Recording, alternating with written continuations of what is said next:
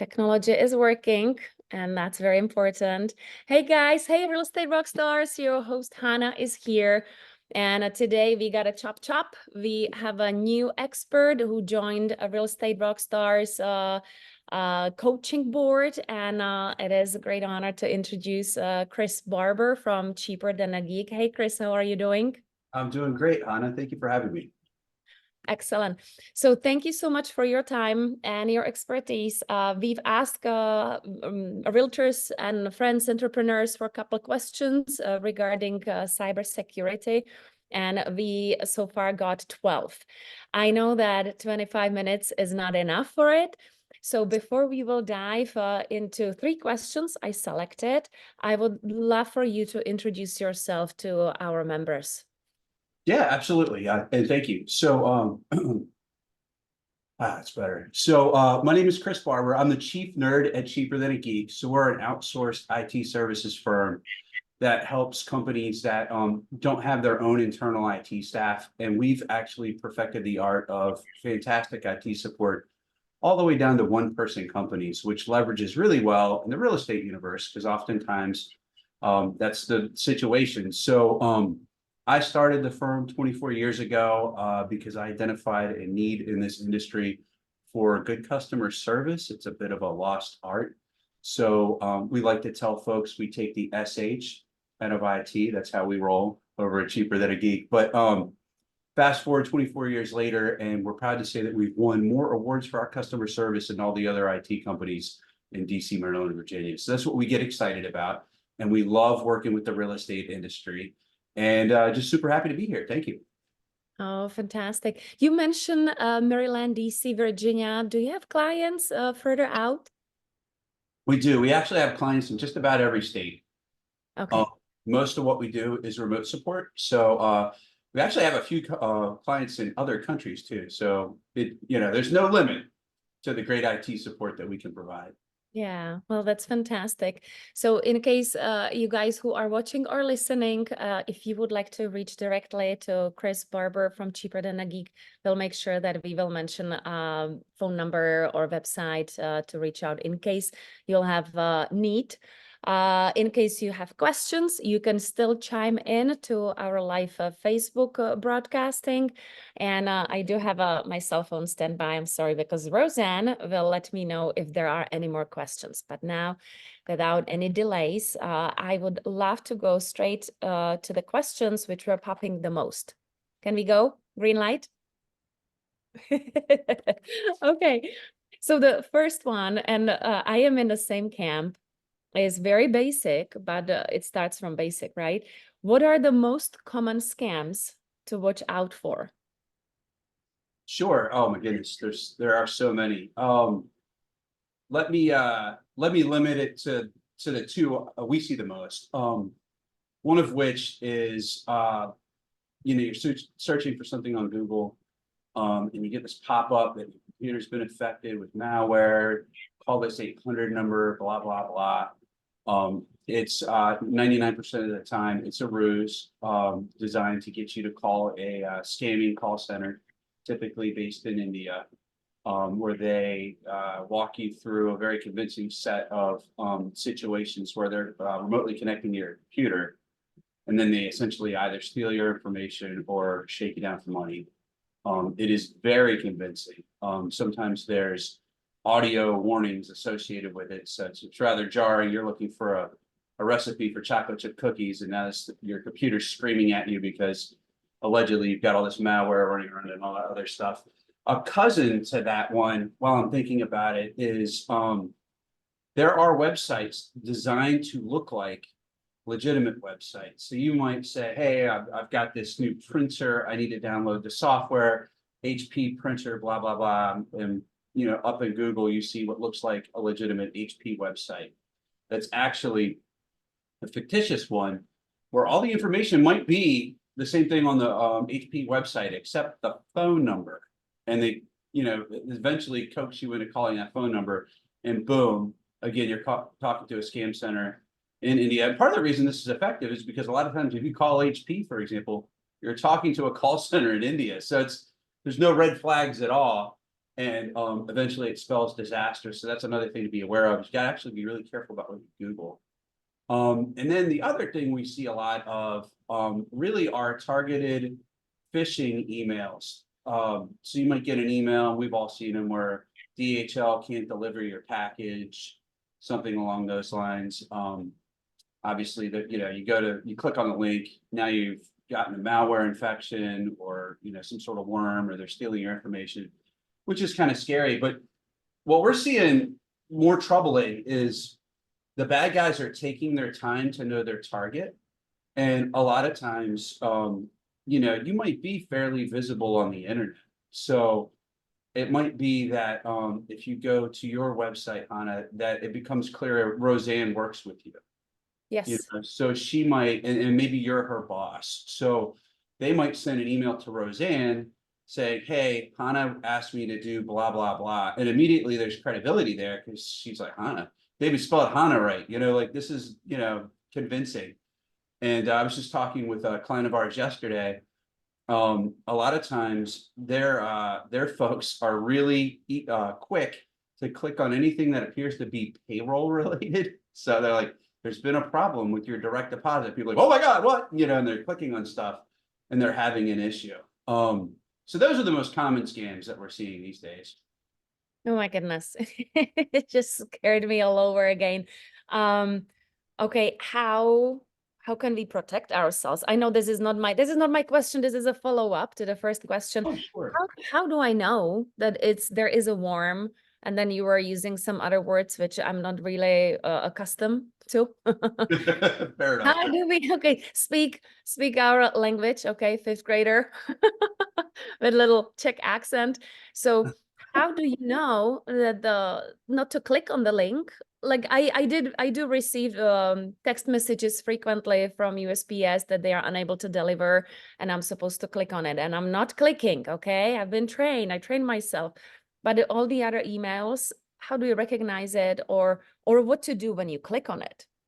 Absolutely. Well, everything starts with having really good security and also having a backup of all your data. That's probably the bulk of what we do for clients is we have some rather robust security solutions that catch these things as they're happening. And then since nothing's completely hacker proof, we always recommend a good backup strategy. We back up our clients' data in a way where it can never be compromised. So that's the most important step of all. But as far as like just day-to-day activities, sometimes you can spot these emails depending on how the attack's oriented. It might say that email to Roseanne, it might say Hannah is the originating sender, but if you hover your mouse over Hannah, it might say a string of characters at gmail.com. And then you're like, okay, well, that's obviously not her email address because you can change the way the name looks. So that's one way. Another way is without clicking on it, sometimes you can hover over a link and you'll get a little pop-up that will tell you where it really goes. So if it's allegedly a DHL link, and you see that it goes to something completely different .tv, it's probably a scam. And Yeah. quite frankly, you really shouldn't click in links in emails anyway. If your Chase credit card company says, hey, there's a problem with your account, go to chase.com and log into your account. Don't click on that link, and then you'll know for sure. So those are good strategies. And quite frankly, some folks just aren't paying attention. So one of the services we offer our clients that's really helpful is we have what's called simulated phishing attacks. So we regularly send them, typically it's 1 to 3 times a month, a very well-crafted simulated phishing email. And then we report to the head honcho of the organization, hey, this person clicked on it, this person didn't click on it. And then we have training we can send them about what to look out for and blah, blah, blah. And that has an interesting ramification. So in addition to just education and folks are learning what they're supposed to do, it's a little bit like having a dummy closed circuit camera trained on a cash register at say a restaurant. everybody, if they know these, simulated phishing things are happening, they're like a little more vigilant on everything that they click on. So it's a little bit of a psychological game too. But at the end of the day, the weakest link in all cybersecurity is human beings. So you always want to make sure that that's addressed. Wow, so you're actually sending fake scams. That's cool. I like that. They're convincing too. I like it. It's rubbing a little bit on a third question, but now the question number two, and we are all like, this is all intertwined. How do you know, or how do I know if my computer has been hacked? Because you mentioned that these scammers, they have patience. They can sit somewhere behind my shoulder and watch what I'm doing and figure out the names within the business, and then start probing and finding a way how to steal, right? Steal information, data, money, all what they are looking after. So how do I know if my laptop has been hacked? I'm gonna do it right after the call. Well, you might be disappointed in the answer. So usually you can't tell. So a lot of times what these attacks will do, and this can originate even from simply visiting a website or clicking on one of those links, or even opening an email, which is kind of terrifying because most people open their email. But what these attacks can sometimes do is, even if you have protection on your computer, it'll temporarily disable that protection. So it'll turn off your Norton, or it'll turn off your McAfee. And once it's a part of your operating system, it'll turn it back on. And then if you have, say, Norton, you could run all the scans you want. It will never, ever find that on your system, which is totally terrifying. So the way we handle that is, we have a litany of different ways, but the primary way is our security talks to our office in real time, and we can see those kind of infiltrations taking place and stop them in their tracks. So it's more of a proactive measure. There are like remote cleanups we could do to check systems to see if you're compromised. But yeah, a lot of times it's completely invisible to the end users. Usually, if you get any clue at all, your system might start getting slower, but that's not necessarily an attack either. So it's a little hard to tell without having a professional involved. And then you get into a whole nother ball of wax, actually, where maybe it's not your computer that was compromised. Maybe it was your email. So they're camped out and they're sitting in your email from where they are, in Russia or China. And they're monitoring your email activity completely unbeknownst to you. So what we see in the real estate universe along those lines, these are the more sophisticated outfits. And what they do is they will watch, say, a realtor's email activity, looking for an upcoming transaction. And they realize, okay, this realtor is selling a house on 123 Main Street, and this is the title company, and that's their email address. And then they will send an email from you. Doesn't just look like it's you, it's from you. And it says, hey, I'm sorry, there was a change. It's not this Truist bank account and routing number. It's actually this M&T bank account and routing number. If you could please update it for the closing. They delete any responses that come back so that you don't see them. And before you know it, a $350,000 wire went to the bad guy's account, not to to the seller's account. So that's totally terrifying. Those kind of attacks, depending on the realtor's volume, can take months. So they're sitting in your email for months. They know how you type. They know what kind of language you use. They will match spelling and grammatical errors. Like they're full-blown professionals. And in that example, it's not even something you can see on your computer. So if you have good security on your system, a lot of times you can prevent that initial infiltration from taking place. But we always recommend having a good IT company like us checking your email, looking for unusual rules. We limit your access. Most folks aren't traveling to, say, Russia and China, so we turn off the ability for those countries to even get in. We're huge fans of MFA, which is multi-factor authentication. So you get a text message or you use an app when you sign in. They're not hacker proof, but they make it a lot harder for bad guys to get in. And a big one that we like to preach too is you never ever use the same password in more than one place. And everybody's guilty of this except IT people. But the reason for that's a simple one. You might not give away your password, but if you have a Yahoo email account and they get compromised, and that's your Bank of America login too, once it gets compromised, the bad guys are like, okay, let's try out all the banks. Oh, nope, not Chase. Oh, nope, not M&T. Oh my God, Bank of America. And boom, they're in. So that's why you don't reuse passwords. So you should use a password manager and make sure that that thing is locked up nice and tight, because you can't control Home Depot getting hacked or Target getting hacked. Like, you have no control over that. But if your Target password is only used with Target, and Target changed it because they knew that they were compromised, now it's like useless information. So you don't reuse passwords. I'm looking right at you. I'm so stressed out. Yeah. It just ended right now. Like, oh my gosh. So, okay, at this point, I have like 79 questions. What if I open my email on my cell phone and I click on the link? What gets compromised?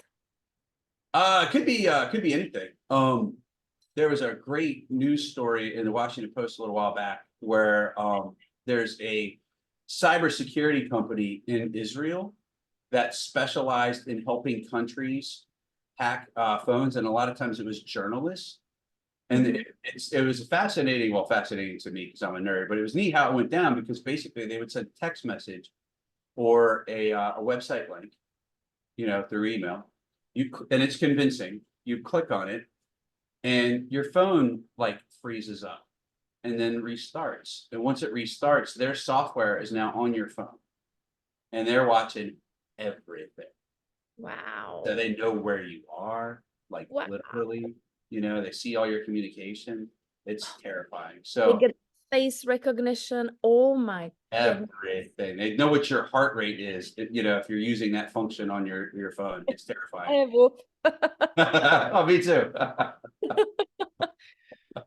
Wow. This is like an Terrifying. episode from a Black Mirror or something, I'll really need a break after this one. I think we might ask you if we can do follow-up sessions, or maybe even a longer webinar. Hey guys, if anyone who is watching, if you're interested in a webinar and have more direct access to Chris, please let us know. After these like 17 minutes, I'm like, okay, I got a question to ask. So, third question, and that definitely we can focus really toward the realtors, because very often, they start as a one team member, but then they get assistants, they get colleagues, they get other people involved. What steps should we take on to train our employees or contractors when it comes to cybersecurity? Because the data is like flying all over. It's people's social security numbers, it's their banking accounts, it's their addresses, and everything else related. So how do we train and make sure that they stick to it? I do like that you are sending a fake scams, but how can we do it in-house? Sure.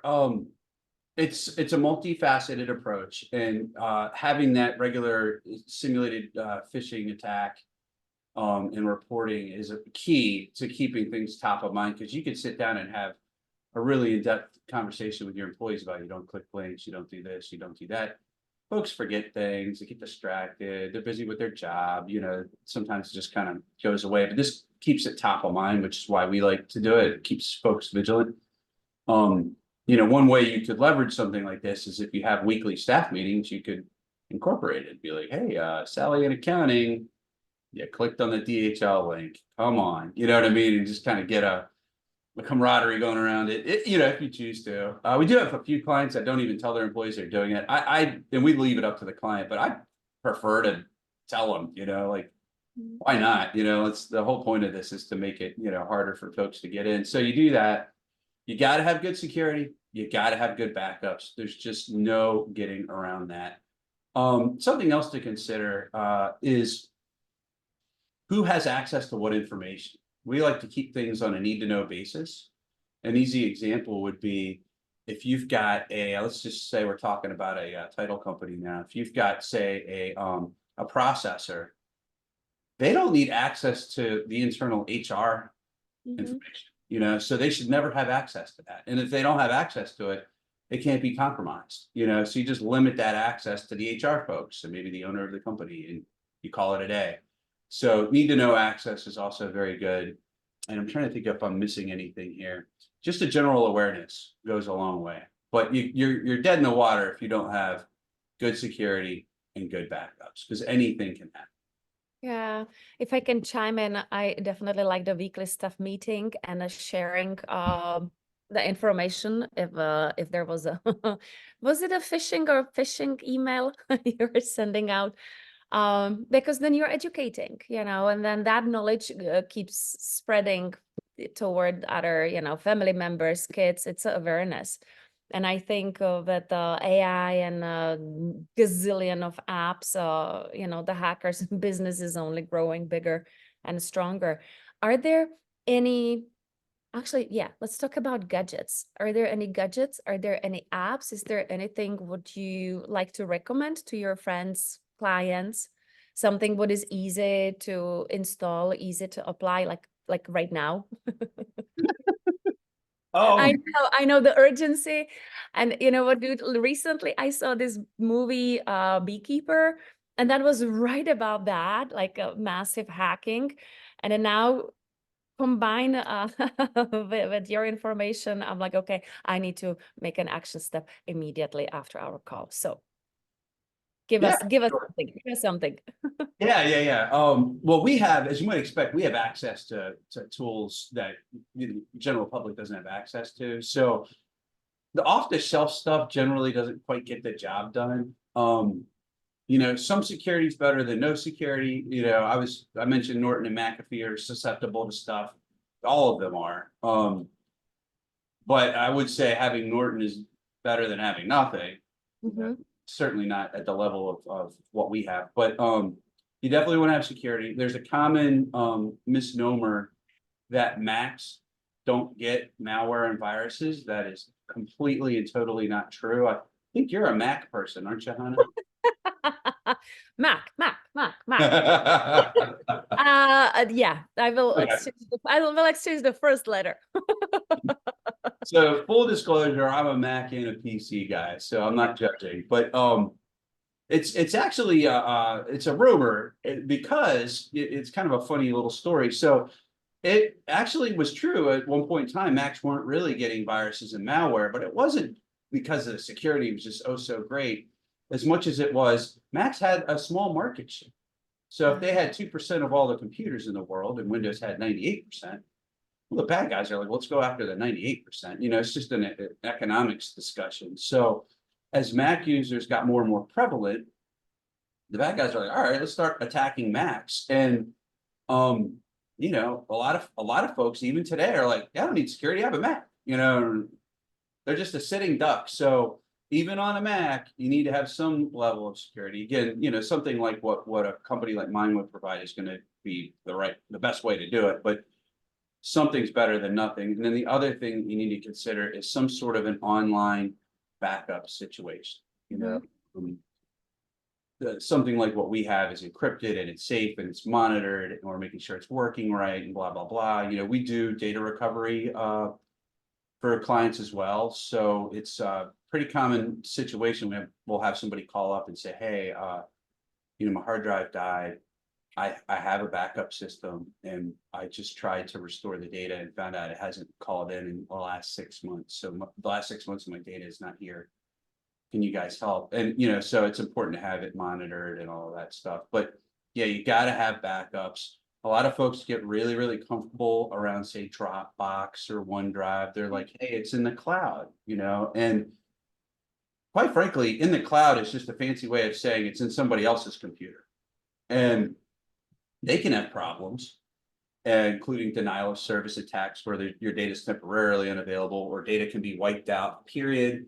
It's kind of scary. So even in that situation, you need to back your data up. You absolutely have to. Buried in the huge agreements that they make you read and sign when you sign up for your service. It says we are not responsible for your data. You know, there's a reason why it's in, because something can happen. So So you were reading the little text. see, that's the Okay. kind of stuff, Hannah, I get excited about. You know, you might get excited about a European sofa. I get excited about end user license agreements. Wow. Okay, Roseanne, right after the meeting, we need to back up. Wow. Yep, for sure. Okay, so you've mentioned a Norton as an option that it's better than a nothing. Is there anything else? Can you give us a peace of mind before we'll say goodbye?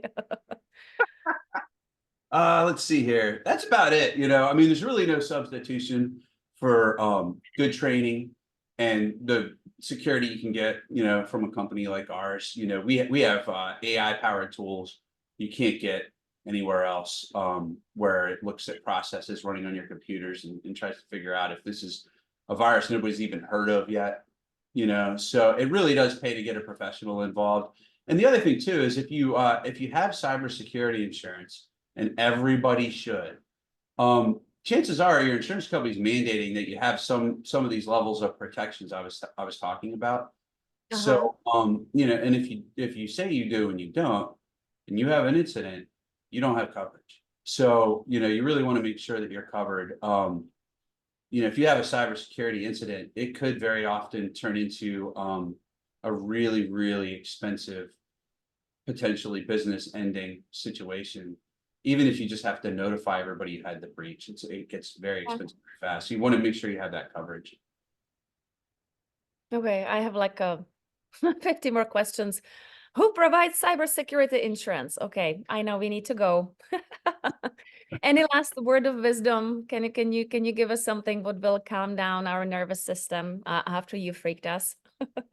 As scary as this is, Yeah. it's terrifying if you're on the receiving end of a cyber attack, and it's so avoidable if you just preemptively do the right thing. I'm not a doom and gloom kind of guy, but it's a serious subject. And you know, we've seen a lot of folks that weren't clients of ours but became clients of ours that had that really super bad, awful day.